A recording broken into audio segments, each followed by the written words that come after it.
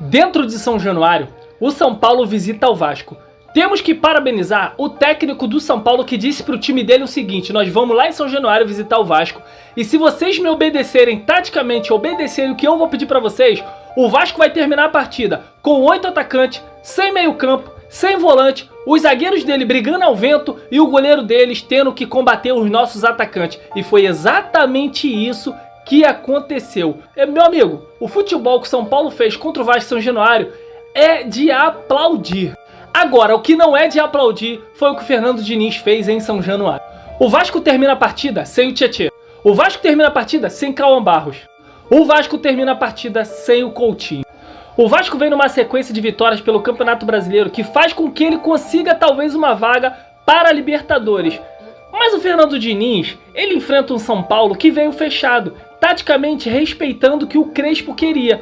Fernando Diniz observou alguns jogadores do Vasco que não vinham jogando bem, por exemplo, como Nuno Moreira.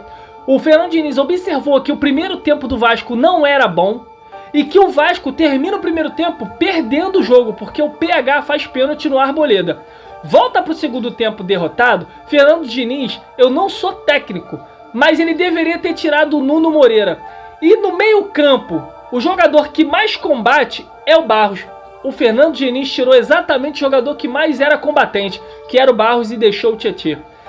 Termina o jogo, o Fernando Diniz tirou o Barros, tirou o Tietê, o Coutinho virou volante, mas depois tirou o Coutinho e colocou 8 atacantes. Aí o São Paulo mete o segundo gol, poderia ter metido o terceiro e o quarto. Taticamente, Fernando Diniz não entendeu o que estava acontecendo no jogo. Na verdade, Fernando Diniz, quando ele faz esse estilo de jogo que ele tem, kamikaze, é para confundir o adversário.